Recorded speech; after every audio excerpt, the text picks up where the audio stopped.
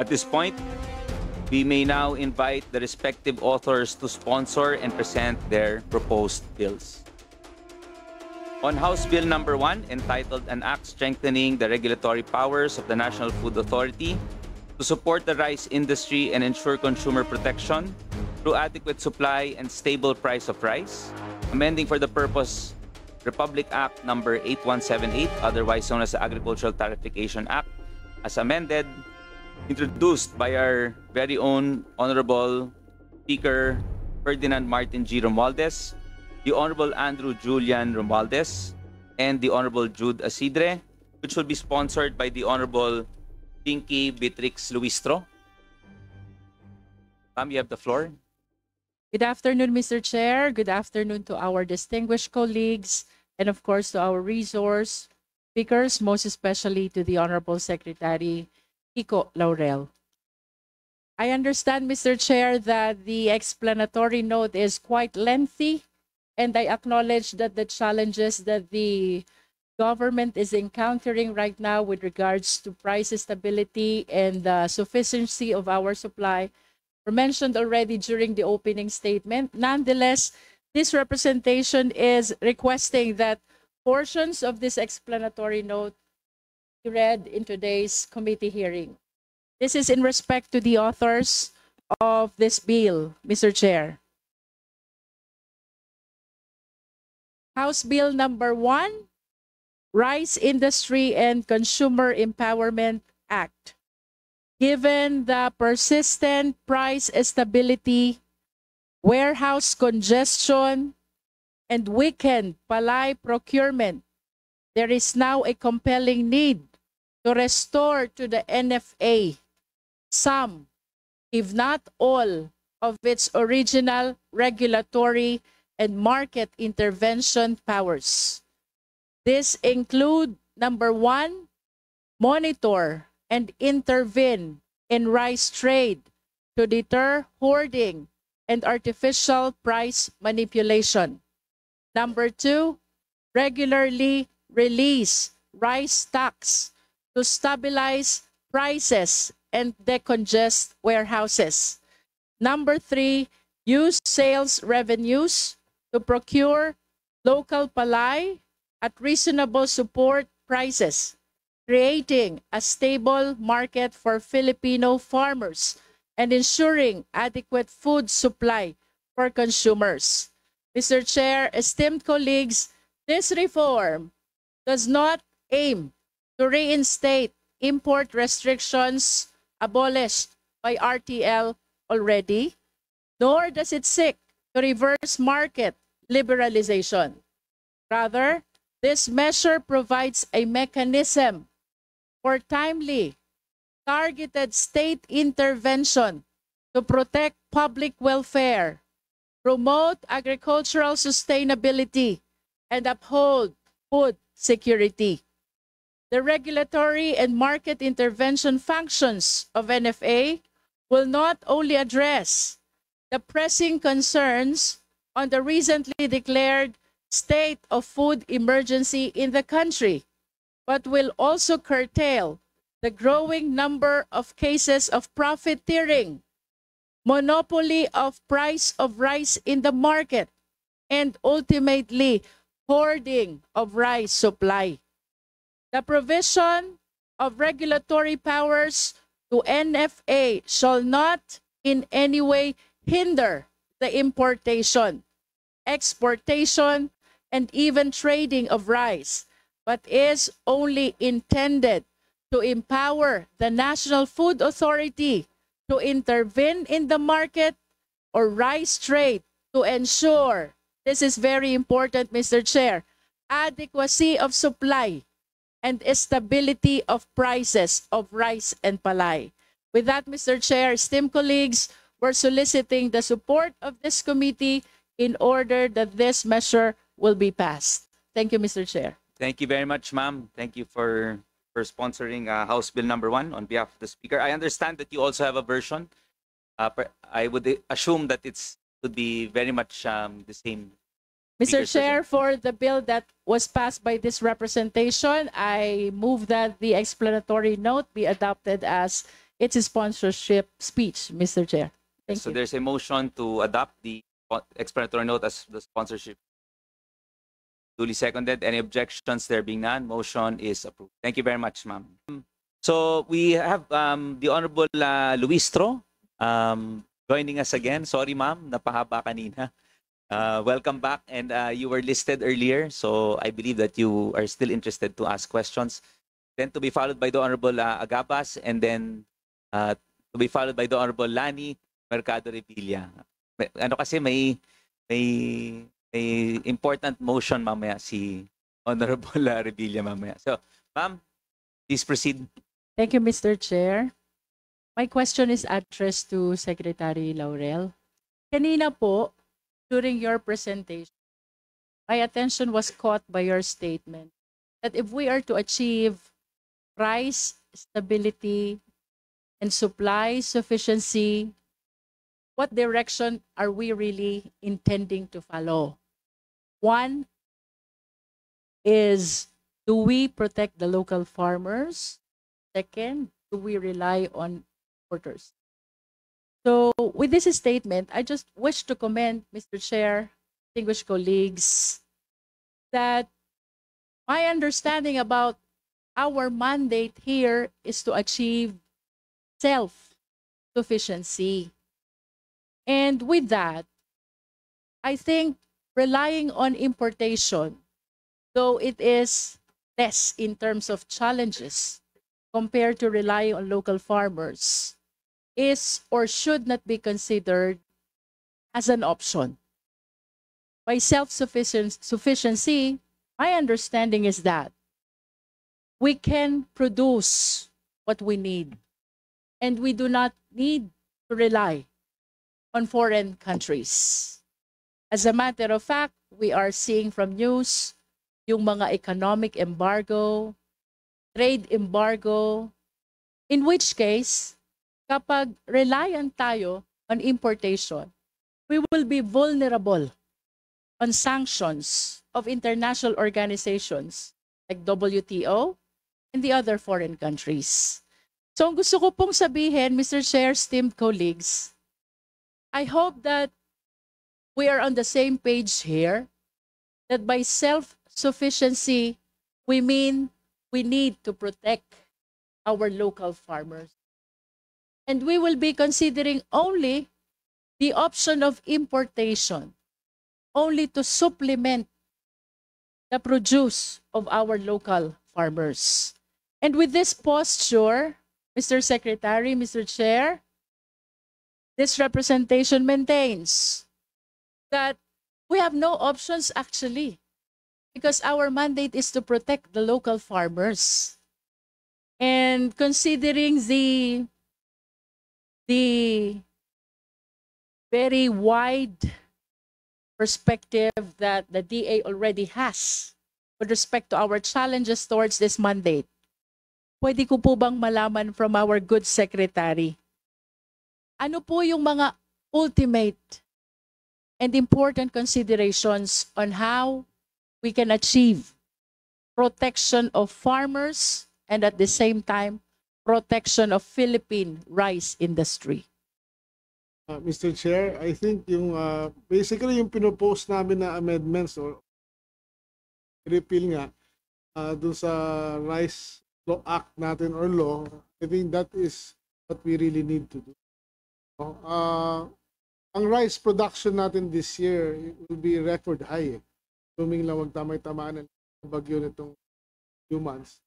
So parang you cannot keep on importing the same amount tapos nag-increase yung production na. Dapat bumabawas to habang umaakit. So dapat dun tayo nakafocus.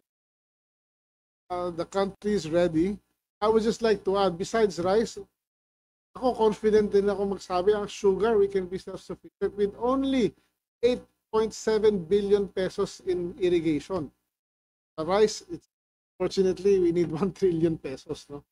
Irrigation. Sa corn din, irrigation din and fertilization ang kulang.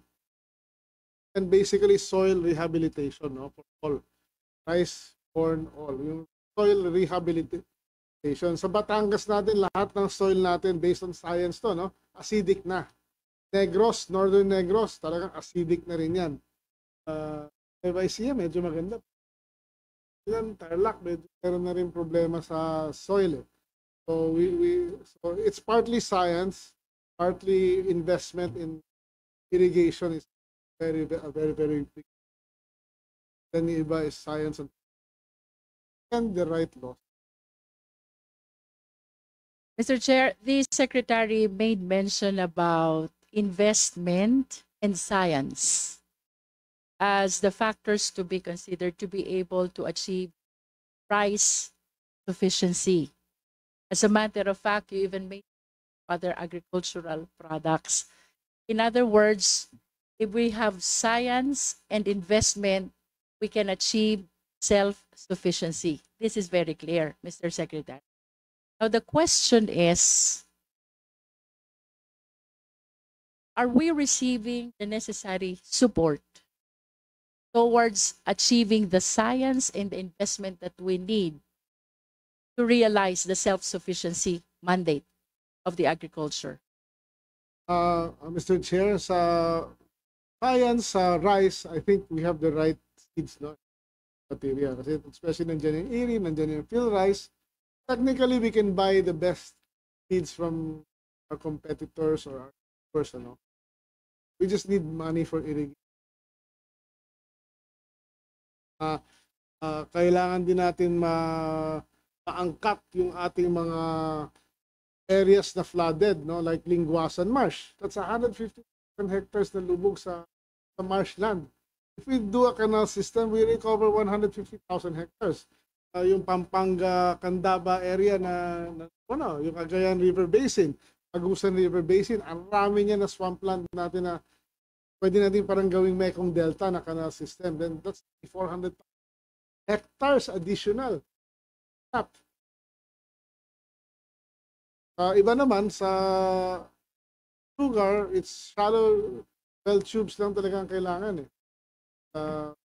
fertilization and new planting material, which is science, ito is new planting material and soil lab, no? But yung soil lab meron tayong ngayon we launched 16 regional soil labs mobile for now. Yun, umiikot na yun. So we'll have a new soil mapping of the whole country by middle of next year. So we will know what per area kung anong tamang ipaplant dyan at saka anong kulang na.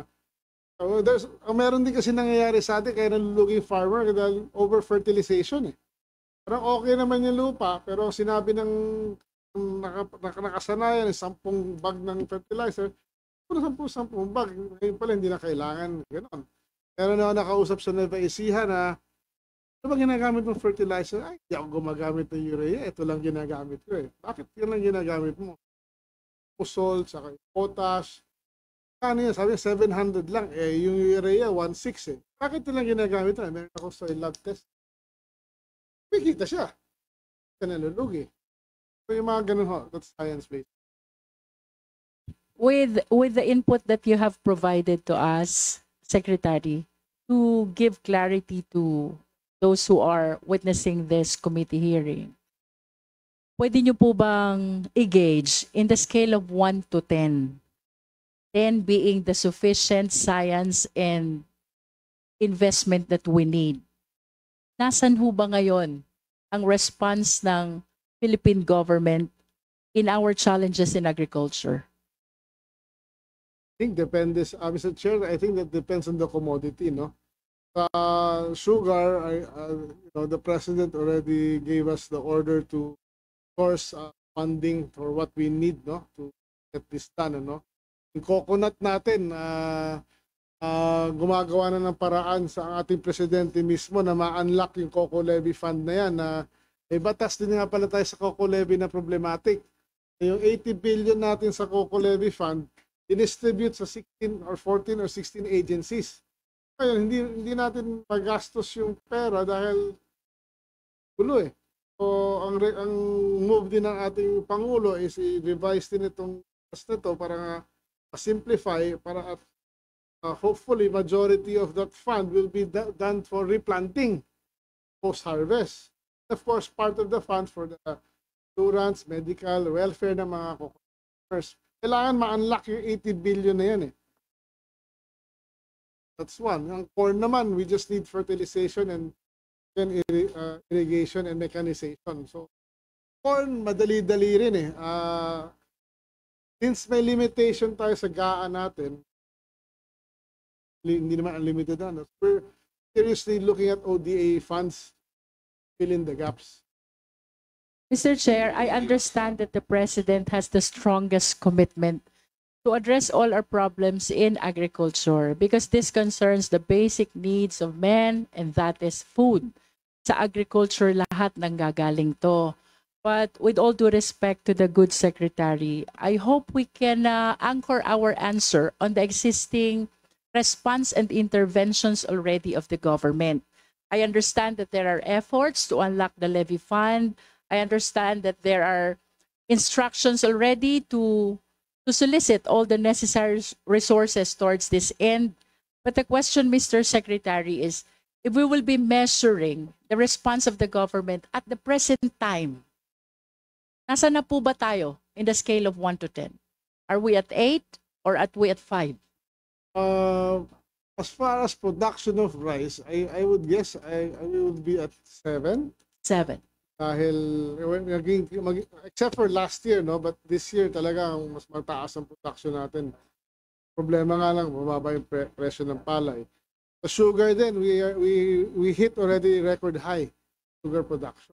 I would give that an 8 or 9. Sa corn din, medyo maganda rin yung ating performance this year. So yeah, we just need to do more. Mr. Chair, the assessment of the good secretary is relatively high, 7, 8, and 9. I just hope that this assessment transcends to the experience that the Filipino people are having right now with respect to the price of basic commodities. That includes, of course, the rice, the corn, the sugar. Nonetheless, Mr. Chair, kanina din po nabanggit yung tungkol sa infrastructure, irrigation. May nabanggit din po kayo, Secretary, canal system. So, this concerns flood control as well? Not necessarily. So, how is this different? Irrigation, of course, is for the supply of water. And the canal system is? Well, yung canal system kasi, technically a marshland eh. It's really normally dapat, natural yan eh. Hindi naman yan, it's a natural occurring phenomenon. Mm-hmm. Just saying na, let's do a canal system para certain part of that marshland becomes arable. And yung tubig na palaging nandun, mailagay rin sa mga kanal as deep as 5, 6, 7 meters deep and 100 meters wide. Pag doon na itatago, then magiging rin yan, transport system eh. Basically, this is not reinventing the wheel. We've seen this in Thailand eh. Just want to copy. So this is something that the Philippines do not have yet? Yes. I see. Yes, The next question, Mr. Chair, about the science and the irrigation and the canal system that you mentioned. Were this considered in our present national expenditure program for DA? For 2026, Mr. Chair, meron kami na ilagay na 150 million to fund the study for that. So doon nakita namin. That 250 million will study all the areas I mentioned a while ago. Once the study comes out, the feasibility and the cost, then for 2027 budget, we will request for the actual budget for the project. How long does the study take, Mr. Secretary? Actually, without payment pa lang, nagpe-preliminary study na. Ang pinadesign namin ay Vietnamese din eh. Na group na gumawa ng Mekong River Delta system. So, they know what they're talking about basically. And I actually funded personally na maumpisahan na eh. Kasi I cannot wait for government systems para maano. This representation actually totally agree with the agriculture industrialization that you are discussing and pronouncing before this committee. Nonetheless, Mr. Chair, and the resource persons from the TA, I understand the strongest commitment of the President towards achieving self-sufficiency. As a matter of fact, from my end, this is one of the departments which is the most pressing mandate, perhaps even higher than the mandate of the Department of Education, although the same is constitutionally recognized. Sana lang kung paano natin napagkakalooban ng resources a department as important as Department of Education, sana we consider the same pagdating po sa Department of Agriculture. I think we cannot claim any strength or progress with respect to other aspects if we are not good in agriculture. Before po tayo maging mahusay sa ibang aspeto, I think the first thing we need to establish our capacity first is in terms of food agriculture. We will not be able to delve on other concerns of this nation if we are less or challenged pagdating sa ating basic needs. No? So I am joining the Department of Agriculture, Committee on Agriculture, let us solicit for more resources for the Department of Agriculture. And I hope, kung pinopronounce ni Secretary Laurel, agriculture industrialization, where there will be science and investment, can be achieved in order that we can realize self-sufficiency that we need, or we will not rely to the international organizations and even to foreign countries in terms of our most basic need.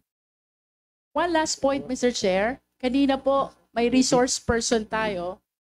He kept on mentioning price threshold. Na dapat daw may price threshold tayo para we know kung kailan papasok ang NFA to intervene.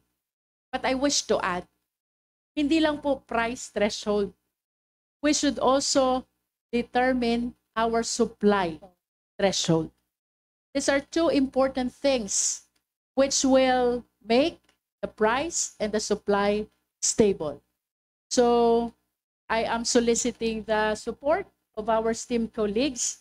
I hope we pay more attention to this as we pass this bill, which is very much needed, re-empowering the National Food Authority. Sana po, dun mismo sa bill, we should be able to determine the price threshold and the supply threshold. Thank you, Mr. Chair.